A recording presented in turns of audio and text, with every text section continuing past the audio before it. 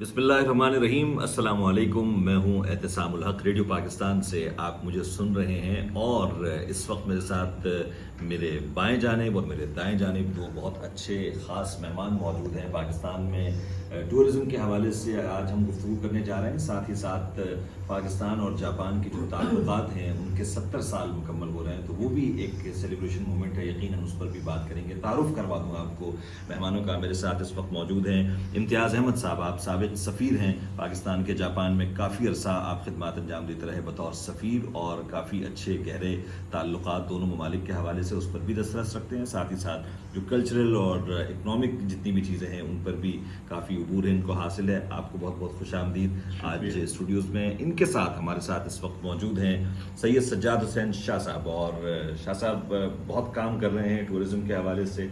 आपने भी काफ़ी चीज़ों को एक्सप्लोर करने में और पाकिस्तान में पाकिस्तान का इमेज सयाहत के हवाले से बेहतर करने में इंटरनेशनली बहुत काम किया है। दोनों मेहमानों को खुशामदीद। सबसे पहले तो ये बताइएगा इम्तियाज़ साहब कि कैसा सफ़र रहा। तकरीबन कुछ 16-17 साल गालिबन अगर मैं गलत नहीं हूँ आपने जापान में गुजारे हैं बतौर सफ़ीर, और इसके अलावा भी यकीनन पढ़ाई और दीगर तमाम चीज़ों में। ये पाकिस्तान से जापान तक का सफ़र और फिर अब वहाँ से आना जाना किस तरह से चेंजेस देते हैं? वक्त भी बहुत गुजर गया।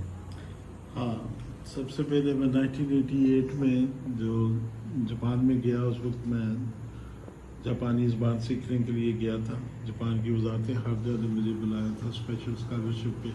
उसके बाद जो सफ़र शुरू हुआ वो अभी तक जारी है। 4 दफ़ा मेरी जापान में पोस्टिंग हुई। 16 साल से ज़्यादा अरसे मैं वहाँ रहा और सफारतखाने में जितनी भी पोजीशन होती हैं उन सभी पे मैंने काम किया है। तो ये बहुत ही अच्छा सफ़र था। खुशी होती है कि दोनों ममालिक के जो है तलाक़ात वो बड़े खुशगवार हैं अल्हम्दुलिल्लाह। और ये तलाक़ात जो है मुख्तलिफ़ शोबों में बढ़ते जा रहे हैं, ये भी हमारे लिए बड़ी इत्मीनान की बात है। उसके अलावा दोनों ममालिक जो हैं एक दूसरे को इंटरनेशनल फोरम में सपोर्ट भी करते हैं और बहुत से नए एवेन्यूज़ हमारे लिए कोऑपरेशन में खुल रहे हैं। अपने पहले भी ऑलरेडी तिजारत हो, इन्वेस्टमेंट हो, बेशुमार शोबों, टेक्नोलॉजिकल कोऑपरेशन हो, ODA हो, एजुकेशन, उसमें तो पहले ही तावन जो है काफ़ी अरसे से जारी था। उसके अलावा अब जो है ना मैन पावर के रेफरेंस से भी नई अपॉर्चुनिटीज़ पैदा हुई हैं। हमारे वर्कर भी इंशाल्लाह अब जापान जाना शुरू हो जाएंगे। उसके अलावा हमारे IT इंजीनियर हैं, उनके लिए बड़ी अपॉर्चुनिटीज़ हैं। तो इंशाल्लाह आने वाले वक्तों में हमारे दोनों ममालिक के तलाक़ात मज़ीद मुख्तलिफ़ फील्ड्स में बढ़ेंगे। ताल्लुकात के हवाले से हम बात कर रहे हैं तो ये जो 70 साल मुकम्मल होने जा रहे हैं, क्या तकरीबात हैं इस हवाले से और किस तरह से देख रहे हैं इस पूरे अरसे को आप? ये जो 70 साल का अरसा था, जैसे मैंने अर्ज़ किया, बहुत ही अच्छा रहा दोनों ममालिक के लिए। हमारे तलाक़ात ऐसे रहे हैं कि दोनों ममालिक को एक दूसरे से फ़ायदा होता है और बहुत पोटेंशल है दोनों में कोऑपरेशन का और इंशाल्लाह आइंदा मज़ीद बढ़ेगा। इन 70 सालों में हमारे जो है रिलेशन वो बिल्कुल ट्रबल फ्री रहे हैं, ये एक बहुत बड़ी बात है। और इस ख़ास मौके पे हमने बहुत सी तकरीबात का इह्तमाम किया है, जापान में भी पाकिस्तान में भी।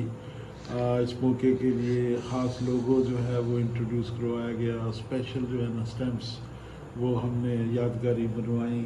उसके बाद 28 अप्रैल को जापान के एक बड़े होटल में बहुत बड़ी तकरीब का अहतमाम किया गया, जिसमें दोनों ममालिक के वज़ीर-ए-आज़म ने अपने पैगामात भेजे और बहुत से बिजनेसमैन, पॉलिटिशियन और ब्यूरोक्रेट्स जो है उन्होंने शिरकत की। उसके अलावा बहुत से प्रोग्राम जो है अभी तक हो चुके हैं और इंशाल्लाह अभी हम जो है प्लान कर रहे हैं कि साल के बाकी हिस्से में भी बहुत से प्रोग्राम हम प्लान कर रहे हैं। बल्कि अभी जो मैं इधर आया हूँ कराची, वो भी इसी सिलसिले की कड़ी है। हम सोच रहे हैं कि आटम में इस्लामाबाद में भी और कराची में भी प्रोग्राम करें। Very good. इंशाल्लाह ऐसा ही होगा जैसे आप सोच कर आए हैं। और जो दोनों ममालिक के ताल्लुकात हैं, अगर हम बात करें कि आवाम के दरमियान किस तरह से ताल्लुकात हैं, तो उसमें ज़ाहिर है कि कल्चर बहुत ज़्यादा काउंट करता है। और कल्चर उस वक्त आगे बढ़ेगा, एक्सचेंज होगा जब टूरिज़म जो है वो बेहतर हो जाएगा। तो टूरिज़म के हवाले से बात करेंगे सज्जाद शाह साहब से। सज्जाद साहब, ये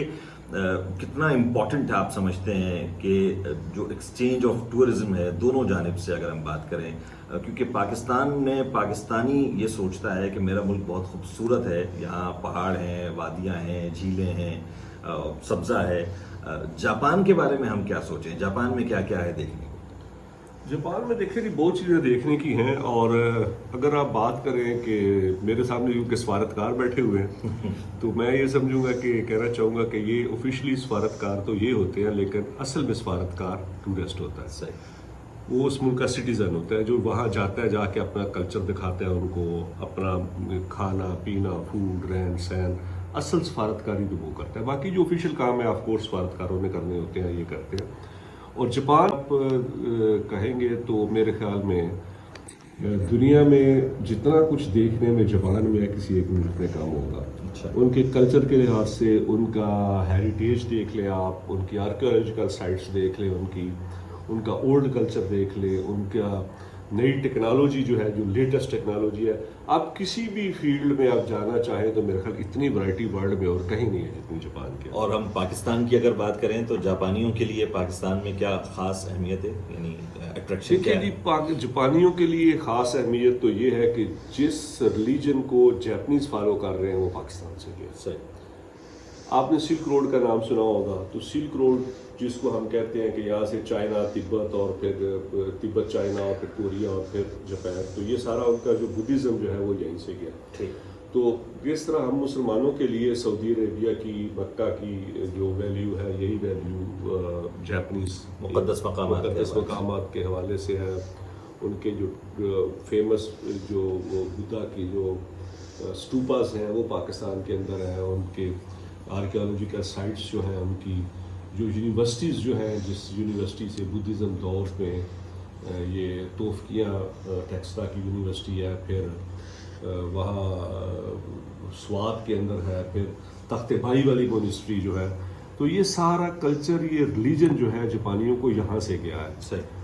تو اس لحاظ سے اگر دیکھا جائے تو پاکستان کی بہت بڑی اہمیت ہے جاپانیوں کے دل میں ٹورزم کے حوالے سے. اب میں اس سوال کو، ایکسچینج تو ہے بٹ میں ٹورزم سے کلچرل کی طرف جانا چاہوں گا. آپ کیا سمجھتے ہیں کہ ان دونوں ممالک میں کلچرلی کتنا ایکسچینج ہوا ہے ان 70 سالوں میں، اور کتنا پوٹینشیل ہے کہ دونوں ممالک، کیونکہ ظاہر ہے ریلیجن کے معاملے میں تو الگ ہے دونوں آئیڈینٹیز، لیکن اس کے علاوہ جو کلچرل میں چیزیں شامل ہیں اس میں کتنا کلوز ہو سکتے ہیں؟ یعنی اگر آپ 70 سال کی بات کریں تو اس میں بڑی ڈیولپمنٹ ہوئی ہے. یعنی پیپل ٹو پیپل ایکسچینجز جو ہیں وہ بڑے ہیں، ٹورزم بڑی ہے، لوگوں کو ایک دوسرے کو سمجھنے کا موقع ملا ہے. آپ پاکستان میں بھی لوگ جو ہیں دورے ملک باتیں کرتے ہیں، فیوجی ماؤنٹین کا ان کو بھی پتہ ہے، سوشی کا ان کو بھی پتہ ہے. سملرلی جاپنیز جو ہیں ان کو بھی پتہ ہے پاکستان کے جو ٹورزم پوٹینشیل کا ہے. لیکن میں پھر بھی کہوں گا کہ کلچر ایکسچینج کے لیے سب سے زیادہ ضروری ہے people to people exchanges, tourism. لوگ جو ہیں وہ آئیں، پاکستانی جو ہیں وہ جاپان جائیں، جاپان کے لوگ جو ہیں وہ ادھر آئیں. اس طرح اسٹوڈنٹ کا ایکسچینج ہو. یعنی یہ ہو رہا ہے، لیکن ہم چاہتے ہیں یہ اور بہت وسیع پیمانے پہ ہو تاکہ لوگوں کو آپس میں ملنے جلنے کا موقع ملے اور ایک دوسرے کلچر کو جو ہے وہ سیکھ سکیں.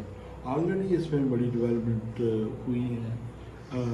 لائک ہم جو ہے کافی فیسٹیول جاپان میں بھی کرتے رہے ہیں، جاپانی یہاں میں بھی فیسٹیول کرتے ہیں اپنے کلچر کو انٹروڈیوس کروانے کے لیے. اسی طرح ہمارے پاکستانی بھائیوں نے بہت سے جاپان میں ریسٹورینٹ کھولے ہوئے ہیں.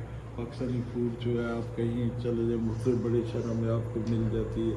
پاکستانی فوڈ کا ان کو پتہ چل رہا ہے، پاکستانی میوزک جو ہے وہ انٹروڈیوس ہو رہا ہے. تو اس طرح ہم چاہتے ہیں کہ جو کلچر، جو رچ کلچر ہے دونوں ملکوں کا، وہ ایک دوسرے کے ملکوں کو، لوگوں کو جو ہے نا اس کے بارے میں بتایا جائے.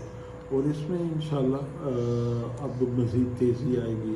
تھوڑا سا بریک لگا تھا کووڈ کی وجہ سے، جی ہاں، وہ تو پوری دنیا میں ہی لگا. اب حالات بہتر ہوئے ہیں تو ہم سوچ رہے ہیں کہ ٹورزم جو ہے وہ دونوں ملکوں کے درمیان بڑھے گی اور لوگ ایک دوسرے کا کلچر جو ہے نا बेहतर तरीके से मज़ीद बेहतर तरीके से समझ सकें। एक तो ये कि दोनों ममालिक की अपनी सिविलाइजेशन बड़ी पुरानी है, बहुत फिर ये ताल्लुकात भी 70 साल हैं, तो ये 10 मिनट में कवर तो हो नहीं सकते। हमने कोशिश की कि हम ओवरऑल थोड़ा सा टूरिज्म और कल्चर के हवाले से बात कर लें। लास्ट आप दोनों हजरात का कोई एक मैसेज इस मौके पर, जब हम 70 साल की बात भी कर रहे हैं ताल्लुकात के हवाले से और टूरिज्म की फ़रोग़ के हवाले से भी बात हो रही है, और आप यहाँ मौजूद हैं और अभी मुख्तलिफ प्रोग्राम्स की भी बात कर रहे हैं, क्या मैसेज देंगे दोनों से?